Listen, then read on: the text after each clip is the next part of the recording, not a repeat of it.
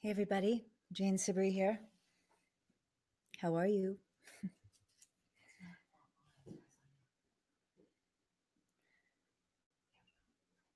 Okay.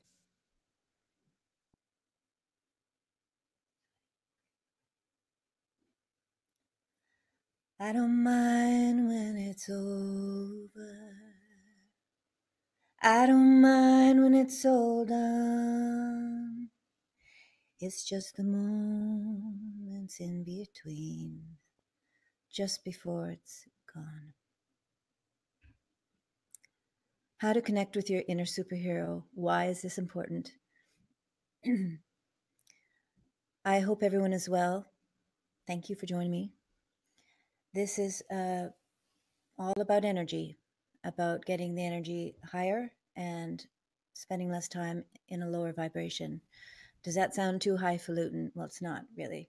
It's in your training as a musician or an artist or anyone who's interested in life force. So I want to speak about how I use that as a musician, which is also how I live. I live as a musician.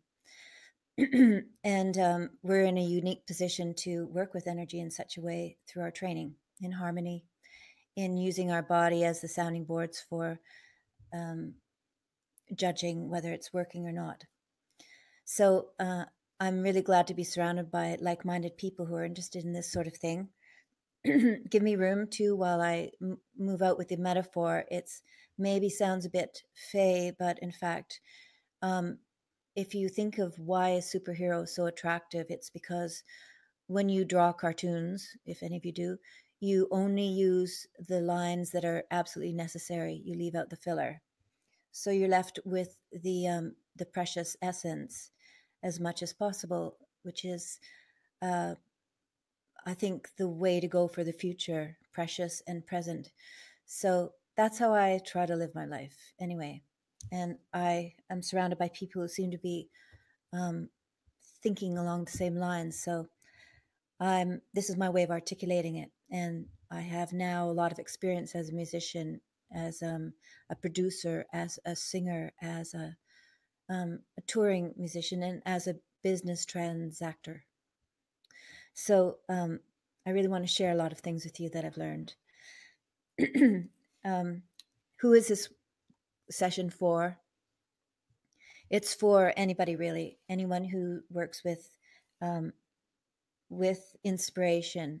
Inspiration is a very high vibrating energy, and I think that a life well lived is lived well on the higher levels. What's at the bottom of it, just so we can be clear about why we're using the high and low scale, just as a way of communicating. At the bottom of that is a low vibration that attracts negative thoughts. If you get pregnant and your vibration goes up, you will see your thoughts change for the most part. You will develop a distaste for smoking cigarettes, perhaps, because your vibration is up, because you have a life inside of you, and you naturally edit out the vibration that wants to damage as much. And I'm not, there's no judgment in anything I'm saying. I'm smoked for a long time and I've drank for a long time, and now I still have trouble with addictive behavior, but my life is great. So what I'm going to share with you are some of the ways I would use this sort of way of seeing energy in what I do. And that hopefully you'll relate to it. And even hearing things put into words, if I say anything new to you that you haven't thought of, that it can strengthen the force field. This is what I've noticed happens with me when other people give me guidelines and I resonate with them. So what I'm going to tell you in this short session is what is an inner superhero, define it a bit more clearly, why it's important, 5 tips that will help you connect more greatly with your inner superhero to release it into your life so it bubbles down from the mountaintop and brings water and sunshine. What? This metaphor is not going the right way. Okay, never mind that. Things that block your inner superhero and things that unblock your inner superhero. So, first of all, what is an inner superhero? I use the word inner very specifically because it's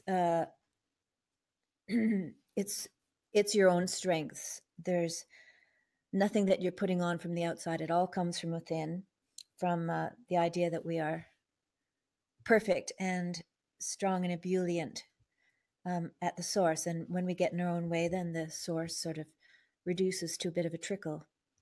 So you walk into a room later and nobody really notices you.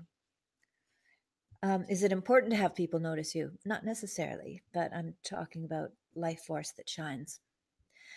To me, the inner superhero access point is the moment just before your brain kicks in. So I have this game I play with people where I say, okay, I know you're thinking about this and that and whether to leave the person or whatever, or do you really want to quit your job? And if someone's going back and forth, then I will say, okay, I'm just going to ask you quickly and answer before your brain kicks in. So I'll say, so blah, blah, blah. And I'll say, what do you really want to do? I want to leave. And then the brain kicks in. So it's a very narrow gap before thought. And it's also the gap that wit comes through, because wit is much faster than, if you know someone who's really witty, you just can't even think that fast. It's an odd thing. And I think it's the same portal that inspiration comes through. It's a very precious point. It's that point also where you are that crack between, just before you either, and if you hold it as long as you can, it's very interesting. Just before you have an orgasm, or just before you are about to say something and you hold it, and it's a kept energy, and it's very, very powerful, and it's all connected. So it's a merry place here. Everyone's calling. But I'm sorry, I just have to tell them I can't help them because I'm engaged with a very wonderful group of people.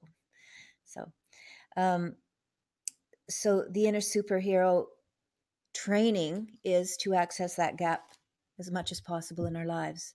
I believe that's where our largest selves works from intuition, and it doesn't get tamped down like tobacco in a pipe, a kitchen pipe. So why is this gap so important? I believe that the most powerful work of art happens when there's no separation between the person creating it and the thing itself. The person is completely present. They can't really be aware of anything else. That intense single focus is so familiar to artists, because that's probably, at least for me, when I know that I'm doing something right and that I can justify. Never mind, I'm not going down that path. So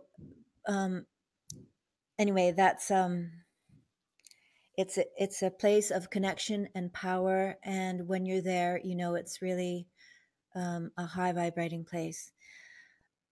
Connection seems to be what people want. So everywhere you go, you see people using positive and negative ways to access connection with something, even if it's getting someone to fight with you just to connect. Why is that important? I guess it's maybe energy flow, and it includes vampirization and self-vampirization. And there's not a lot of training about all this kind of stuff with energy. And I struggled along for a long time without a lot of advice that I felt made a lot of sense.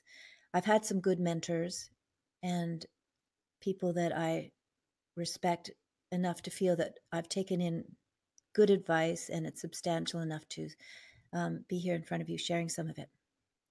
So it's really amazing being an artist. of any kind, and that includes people who aren't officially an artist. It's just someone who creates incredible dinners or whatever. It's the artistic moment, perhaps, is a better way. But if you're here, you may be here because you spend a lot of time doing art. And the training is super important, and the earth really needs it. The World Health Organization said that by 2020, the second largest cause of ill health will be depression. And that's pretty amazing. And that's all about vibration. That's a low vibration where you can't attract any positive thoughts about yourself. And at those times, you shouldn't even be thinking about it. You just want to get your vibration up. Very practical, part of the inner superhero training. Don't even question the things you're thinking about. There's a pattern matching going on between your vibration, your energy field, and the thoughts that are able to exist then. So that is one of the superhero powers, is an awareness of words. So I would change, coming from my inner superhero part, I would change the word depression to spiritual disconnection. And I think that's the truth of it, a spiritual disconnection. So what does that mean? That in 4 years, spiritual disconnection will be one of the second largest cause of ill health. Isn't that strange? And you're here today because you have more training than most in energy and in harmony. So let's train up, let's do more and guide each other and use our intuition to lead us forward so that we're able to be more effective, more powerful, larger, happier. Everything goes outwards. The little butterfly that's going to sneeze on the other side of the world feels it and maybe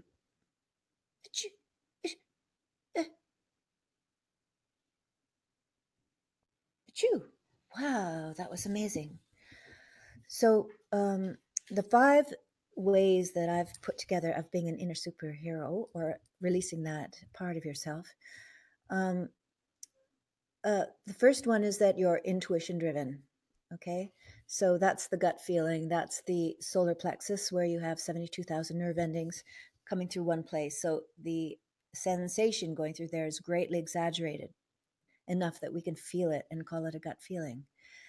So the intuition is our guide in a lot of ways. You can't always count on your gut feeling if you had too much sugar or drugs or whatever, but that's part of the training. It's for you to be precise about your measuring tools.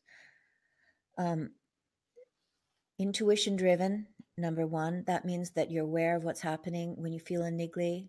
And as a musician, I've felt so many nigglies along the way where I feel this isn't right to do this. I have a hard time, say, on stage when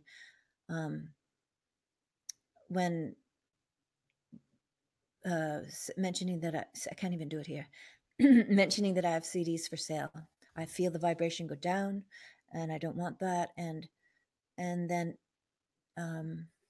people say, "Well, I wanted to know that you had CDs," and it just feels wrong. And now I just go with it, and whatever happens, happens. So using your body to register nigglies and then becoming more aware of them so that you start to reset. I have a niggly always when I do this. Therefore, I'm going to reset and make a decision not to respond to that in this way. Instead, I'm going to do this. And that would be something positive, of course.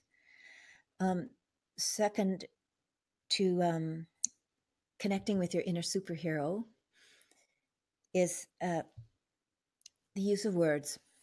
Word wizards, word shepherds, wordsmiths. The power of the word. In the beginning, there was the word, and it created everything. We all know how powerful they are. So the training is, and we're all helping each other do it. Lots of friends or some friends really call me on my negative words, and I really appreciate it. So, an example of magic words, and this really helps if you make a list and start writing down what drains you or what gives you energy, would be saying things like, "Oh, I wish that I," and replacing that with, "I look forward to when I," that kind of thing. Other things like, someone taught me this. They said, if you're in conflict with someone, you say something like, "I know you love me, but when you talk to me in this way, blah blah blah." That's a transformative forwards, and it lifts the vibration and has the power to take something from coal to diamond. We do a lot of draining of each other, and when we drain ourselves, I call that self-vampirization. And that's like thinking negative thoughts, and then you think, why do I feel so terrible here? And then I realize it's just me thinking, it's all back on us. We're accountable for everything. Emo, in my opinion. So things like old speak, a lot of people do that, where they say, what was that? Oh, I'm getting old, that kind of stuff. And then you go, oh. Or poor speak, where you talk too much about money, or you can't afford something, or I find that draining from myself and from other people. So not speaking that way, even as a musician or people making a living through their arts, is empowering and dignifying, and it contains the energy instead of having it leak. Other speaks, such as, well, artists often see themselves as almost second-class citizens and apologize for themselves, and that, of course, is draining. And I think the whole world of artists today is it's a whole new stream of thinking and training, high-level training in the use of energy and self-respect. And when I see people using the word like tips on their website, or passing around hats, or saying thank you for your support, when in fact it was a transaction, an equal transaction, where you did give them something and they gave you something. It's not a donation. You're not a charity. It's a wonderful transaction, balanced. So the wrong use of words can be disempowering and draining. So, as I said, it's all about vibration in my mind. And I hope you agree, because I think that's that's the wonderful thing about artists. You're aware enough that you can work with that. And who wants to stay? Who wants to? Let's go for having really fulsome, wholesome, joyful, productive, walking the planet with living close to our hugest self, and the aftermath of all that being that other people feel good too. Okay, so one thing about being an artist or a musician is you're working with inspiration a lot, so that's a very powerful energy. And in my experience, I find it uncomfortable. So I would often have a hard time sitting still when I was writing something and I was really inspired and it hurt. So I would let myself become distracted, because then the pain stopped. And at a certain point, I got a very clear message within myself that I had to learn to ground myself. Don't take dance classes, don't do anything, just learn to ground yourself. And so I started a journey that taught me a lot about my own energy. Things like Tai Chi and meditation, and learning how it feels to be grounded, and where I'm leaking. When I have my hair a certain way, I know definitely start leaking. And when I went for my first singing lesson, my singing teacher said, your eyes don't match your voice. And he said about trying to get them to match. And I think he really helped me a lot. and that included grounding, being able to hold a lot of energy, and letting go of lots of stuff that gets in your way. And I'm sure a lot of you have been through that journey too. Just intuitively knowing that you turn your face towards the sunlight, that's health. So the other thing about unleashing your inner superhero, to use that metaphor, which is just handy, but it makes the list that I find useful very simple. The fourth thing is being authentic. And people often say to me, "You're so authentic." And I don't really know what people are seeing, but I think it means something like,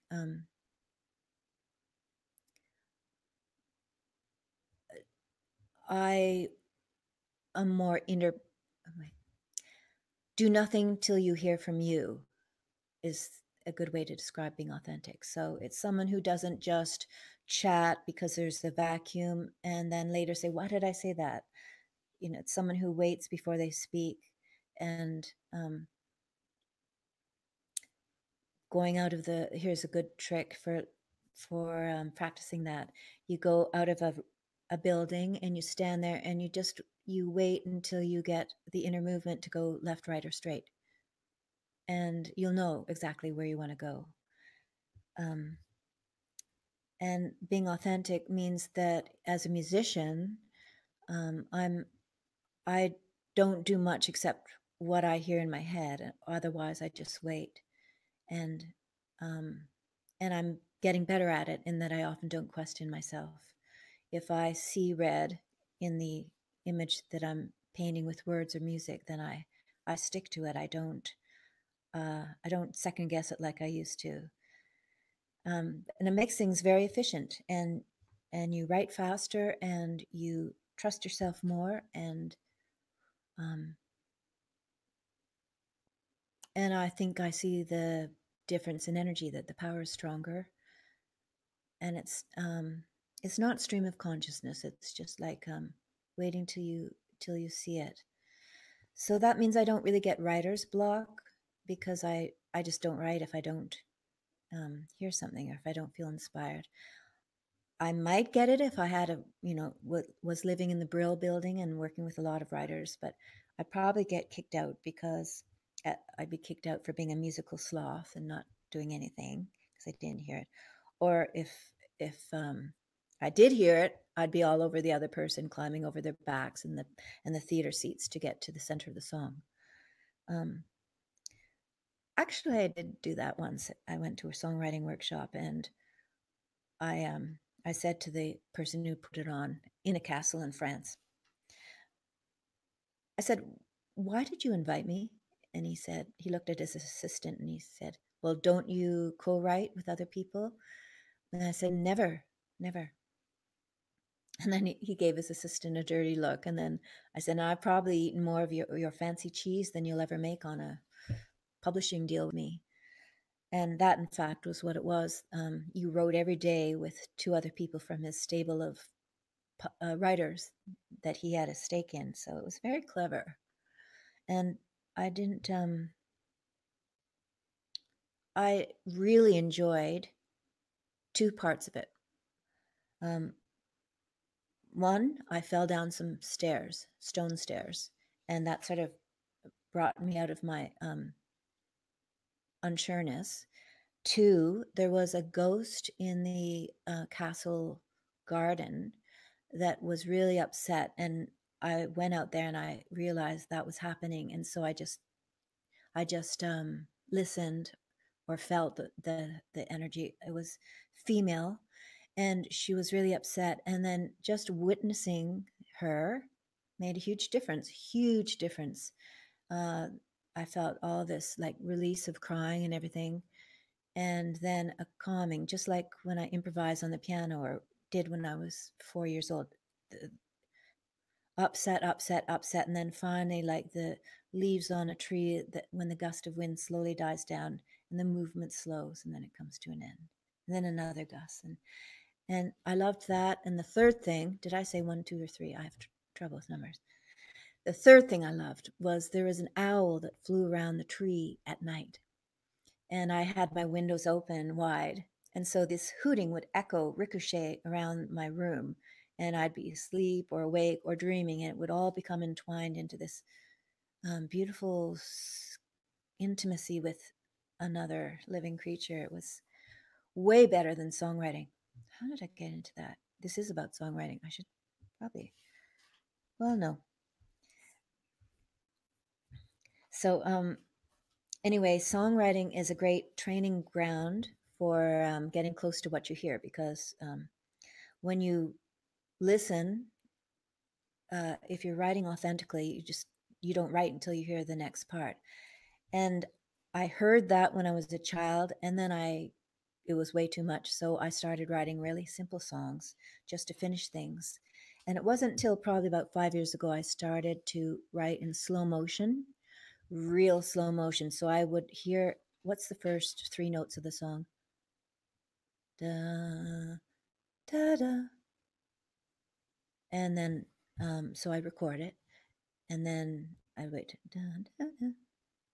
And then I would wait till I heard the next one. So I would do it sometimes one note at a time or one chord at a time. I would do the chords too, and often the arrangement, exactly where the string started, etc. And it created a whole different kind of music.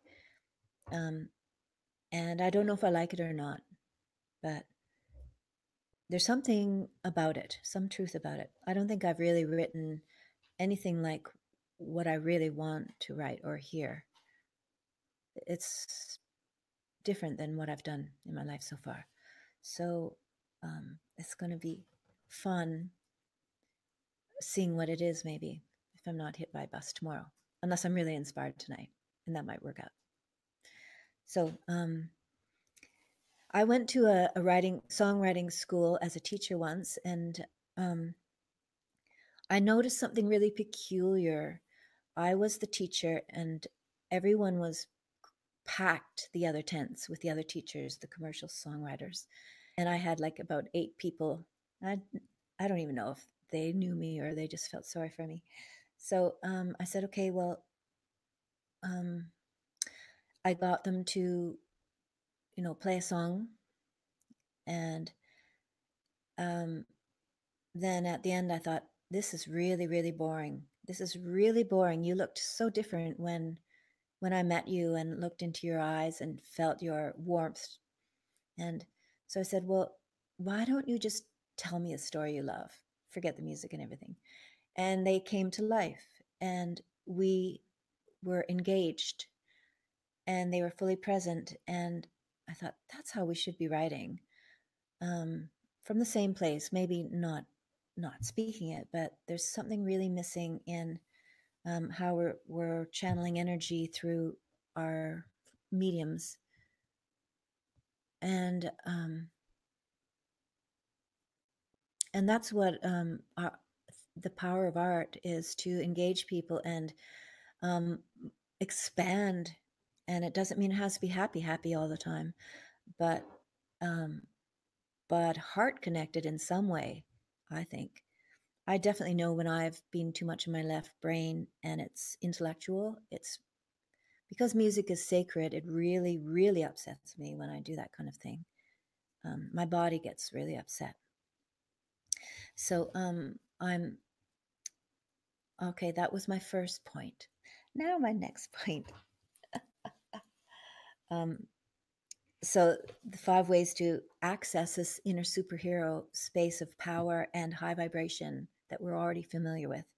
Those were the 4 things. And the 5th one is to throw away any lists you might be making, because it comes from inside. So you don't need a list, and you're listening and you're taking it in, and you are so wise and so smart. But maybe the activation comes from the outside, but you can get so heavy with lists and things you should do. And I certainly got so heavy that I finally changed my name and got rid of my possessions. But that's another story, a very interesting story. But there are a lot of things that block us from accessing our inner superhero, meaning our largesse. And fear, of course. And lots of people ask about, what do you do when you're afraid? Fear is a low vibration. So you, practically speaking, you say, well, that's low vibration. What do I do about it? I raise my vibration. Do I have to think about why I'm afraid? No, not necessarily. It's just practically speaking, raise your vibration. Don't even try writing when you're afraid and stuff, because unless you can break through it while you're afraid, and sometimes we do. Ego will stop us from being able to access inspiration and our largest self. Ego separates, and I love the quote that the most powerful work happens when there's no separation. I really believe that. Maybe the most powerful everything. And we can thank the Japanese artists for tuning us into that a little bit, in that the style that they do, where they're careful with every brush stroke. Sorry, not careful. I'm not an expert, so I may be distorting this a bit, but I think the essence is that everything is done with care, no rushing, just brushing. And so everything is done with energy and charge. So at the end, you've charged up this piece of paper or whatever with presence, and it's like a battery. People can look at it and they sense it, and they can plug into it and be uplifted by it. So that's a little bit about what the inner superhero is when we're functioning at our highest level as a musician or an artist or whatever. Completely present, completely charging up the things around us, and powerful. And the world needs so much upward flow, and our training is in just that, in vibration, in harmony. So the things that can also block us from our being able to access inspired energy is being ungrounded. If you can't hold the energy, if you get distracted really fast, like I used to, because I'd be so much in pain from it, then grounding it it's a physical phenomenon.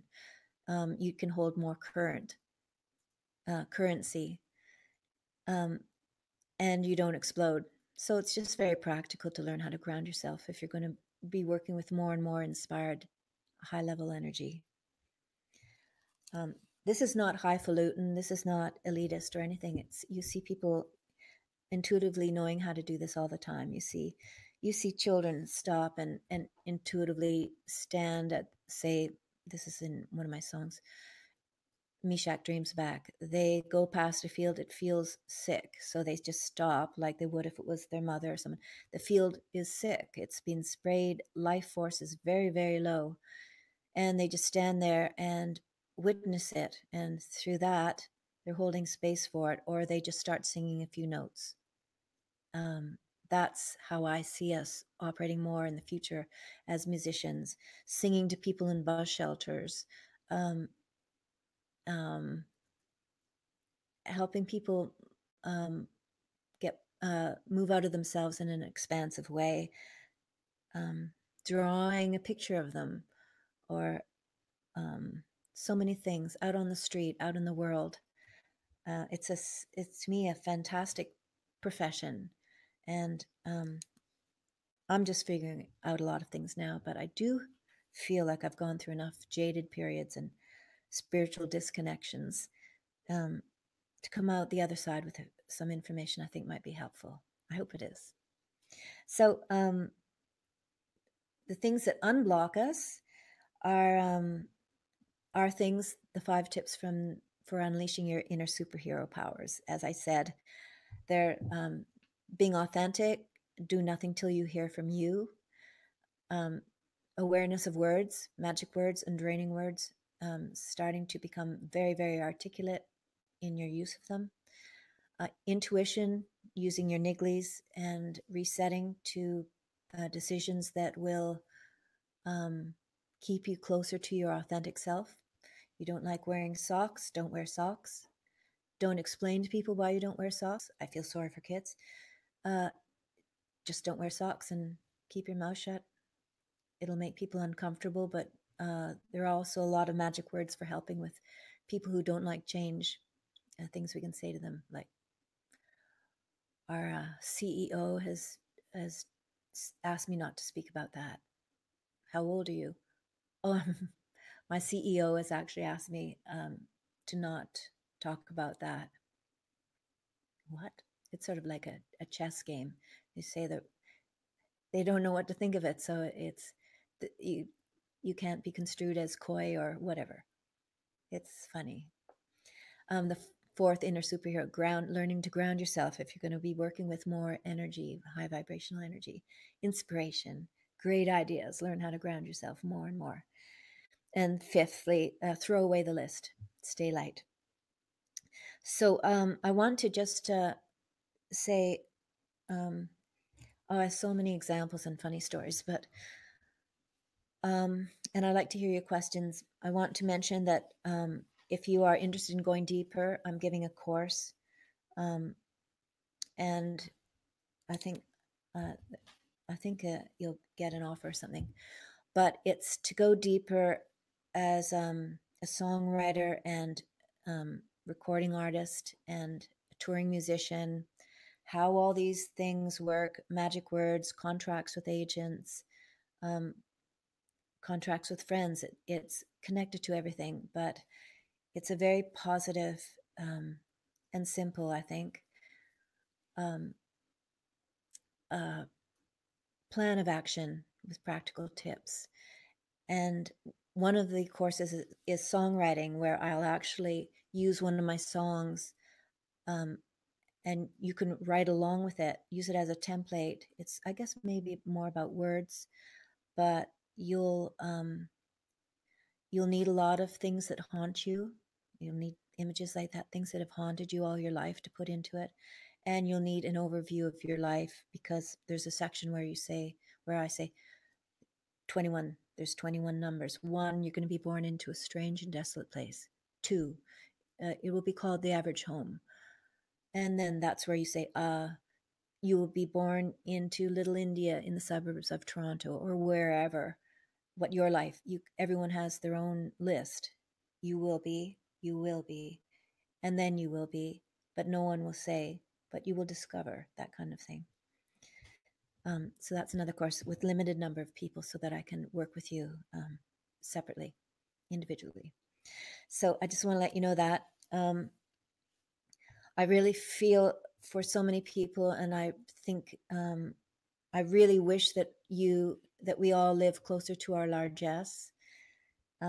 I see people when they're huge, and I just want that to be more their life. And it means to be a cartoon, you drop out the things you don't like and you keep the things you love. So a caricature. So don't do things that you aren't good at, unless there's a lesson in it, maybe.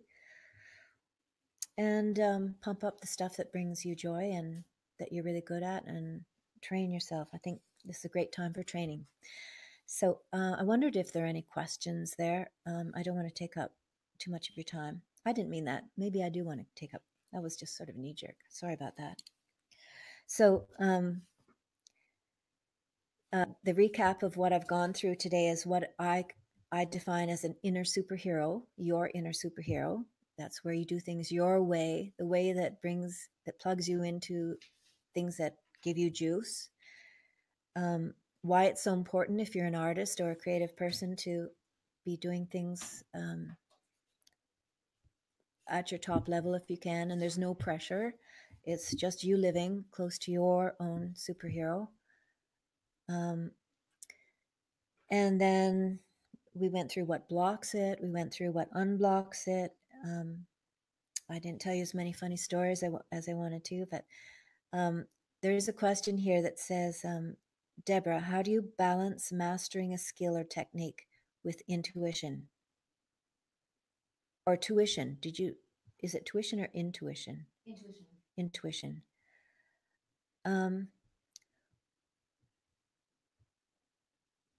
Well, I guess it might mean moving away from what mastery would be considered to be.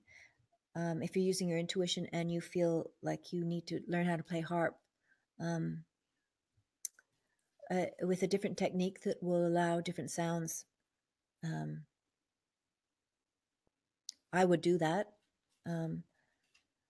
You can't stop it. It's like breathing. You go for what will bring you what you need, what you know is good.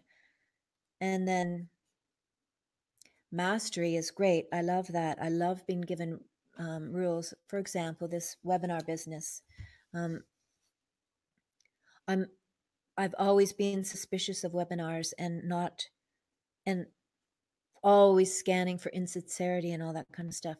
And then somehow I've been drawn into this. I've added it to doing music and all kinds of things. I'm not leaving anything. I'm just adding it.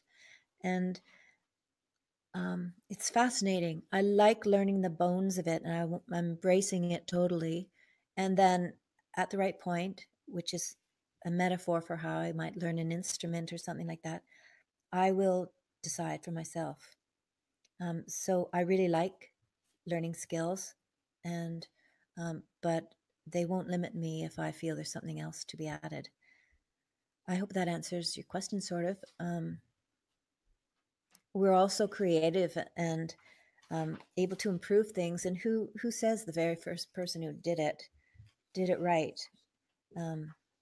Every opinion, everything started from an individual, I think. So why do we have to be limited by them? Are there ways to record efficiently on a small budget? Oh yeah, on a small budget. There's no better person to have a small budget than a creative person, right? Because you've got ideas like, oh, well, then we could do this. And then, okay, well, yeah, well, that's what we're all about, is ideas and lateral thinking and solving. So I also hope that more artists are used for brainstorming. Sometimes I wish I could ask a group of people to brainstorm for me. Like, there's such good ideas, people. And actually, I do use my friends for that. It's a wonderful quality. And you know how good it makes you feel. It's, for me, much more fun writing a song than actually doing the drudge work of getting the blah, blah, blah, all the way to the final mastering. So many decisions to be made, a myriad. But having the ideas is fantastic. It's just wonderful. And so efficiently on a small budget, sure, why not? And if you have big ideas and you have a small budget, then you you just be as efficient as you can and get as big as you can. But you can find so many crazy ways to do huge things, and we've done that kind of thing. Can I think of an example now? It would be so great, but I don't think I'm a good example person on the fly. But I think, yeah, I do get frustrated. I have big ideas, and I do get frustrated if I compromise them in any way. But so that's my answer to it. I think you can be super efficient, super creative about it. Sometimes I want the more energy in the form of money to have more freedom, and I probably burn myself out in 2 months or something. I just go crazy. Why am I saying that? I have had many gifts to make things, to do things, and given it to others too. So, yeah. So take it into the street, sing in a bus stop. All the people going into old age homes, just natural music, natural artistry, I think is the way to go, and natural dignity and training, discipline in the use of energy and power. It's a whole new world for creative people and really important. that creative people step it up. That's my opinion. No pressure. But I'm going to wrap this up. I want to thank you for coming, and maybe one more question. Do you have techniques for accessing a more authentic voice? There's that word authentic again. I do have techniques. First of all, relax it. Fear and egotism and everything constricts the voice, in my opinion. That's my experience. And so you make sure you're relaxed. You, I gave an example that if you were dropped into a jungle and you had a few people to follow as leaders, who would you follow? Would it be Frank Sinatra or Miles Davis or Katie Lang or Julie Andrews? And then you think of their voice, or I think of their voice. I'm always listening to people's voices and hearing where it's opening up and where it's closing. And there's so much information there. It's almost good. Most people don't know how much is in the voice. It's so intimate. But if you have an authentic way of singing, it's very intimate because people sort of feel your soul a bit more. And that's not always appropriate. I had to sing a record of American ballads and Irish ballads, traditional music, and where I would normally just relax into something, I had to pull back because it was inappropriate to be too, I don't know, authentic, maybe is the right word. I had to be a bit more proper. It was a different use of energy, and it was correct what I did. But there I'm just showing the example between authentic, if you're, communicating from your heart or whatever, and what that offers. So I probably would follow Frank Sinatra or Miles Davis.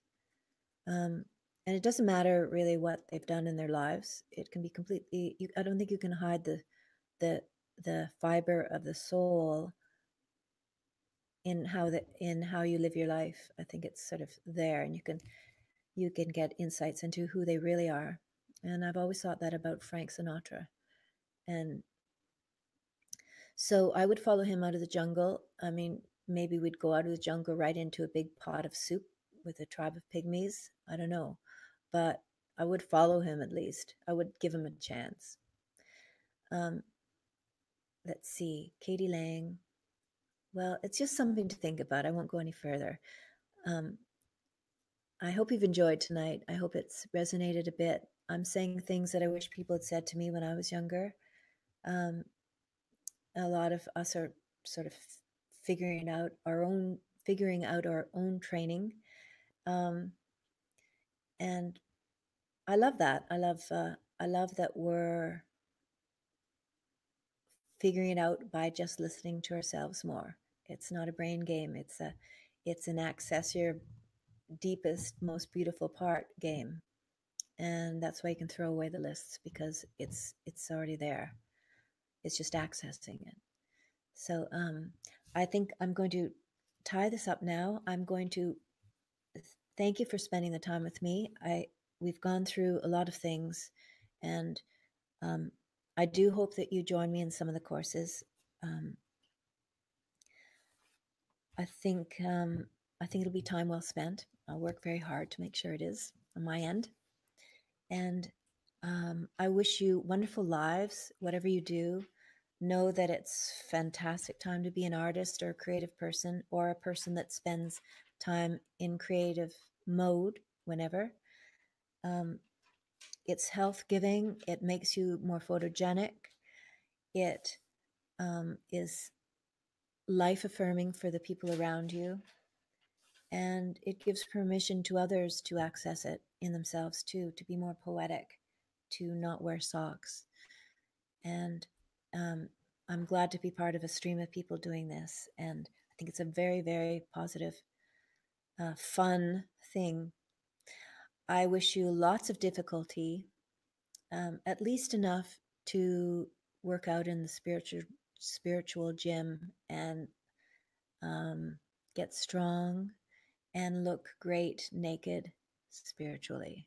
That is my wish. Over and out, Roger. Marjorie. Dolores. I don't know how to turn this off. Oh, do I want to sing a song? What?